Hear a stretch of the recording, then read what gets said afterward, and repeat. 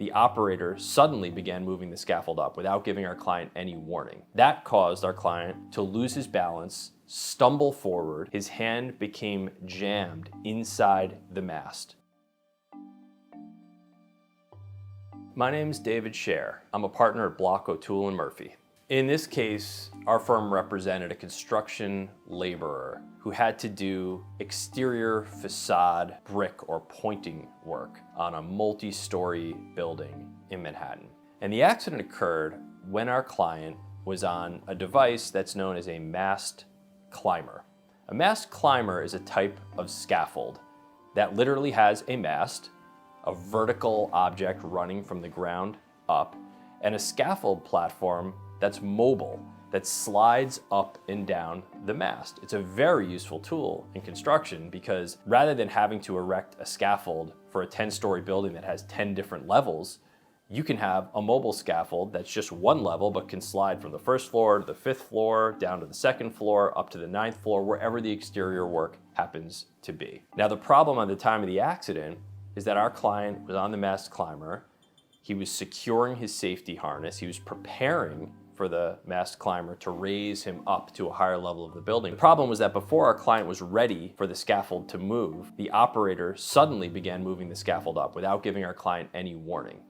That caused our client to lose his balance, stumble forward, and he reached out his hand, and inadvertently, his hand became jammed inside the mast, and the scaffold pinched his hand. Sadly, our client ended up losing 2 fingers, a large portion of a 3rd finger, and this rendered his hand, which happened to be his dominant hand, virtually useless, certainly useless for any sort of future construction work. On top of that, after his hand became jammed in the mast, the client passed out, fainted, realizing his fingers were being torn off, and that caused him to suffer a spine injury as he fell hard onto the metal scaffold itself. The client was rushed from the scene to the hospital where doctors tried to save his fingers but ultimately couldn't. And in the process, surgeons had to perform amputations of the fingers. So there were multiple surgeries required in the days following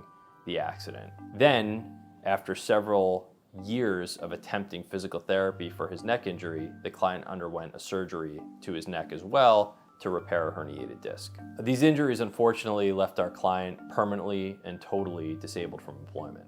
Our lawsuit was against several entities involved in the construction project, but really the target of our lawsuit was the company that had set up and erected this mast climber and employed the worker who operated the mast climber. Our claim was one of negligence, failure to exercise reasonable care, in that the operator of the mast climber began to move it before it was safe to do so, before checking with the folks who were on the climber, including our client, that they were ready for it to move, that they were standing in a stable position, and that they were warned, hey, I'm about to move this thing. Make sure you steady yourself. We established through discovery, through requesting documents about procedures and protocols that this company had in place, through taking deposition testimony of the operator and other employees of the company, that in fact protocols were violated. Simple protocols like wait till everyone's ready, give a verbal warning before you move the climber,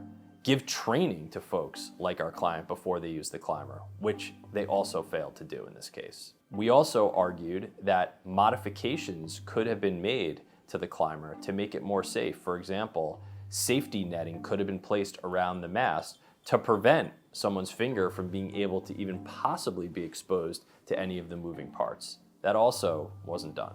One thing about this case that required some outside-the-box thinking was thinking through, imagining different ways that this mast climber device could and should have been designed to prevent injuries like this from happening. After reviewing design manuals, discussing things internally, consulting with an expert, we did come up with actual modifications, physical modifications that could have been made to this device to make it safer. The case ultimately settled for $9 million. It's changed the client's life. He was able to move into a home that was much bigger and safer and more comfortable for he and his family. He no longer has any financial concerns, nor does his wife. nor do his children.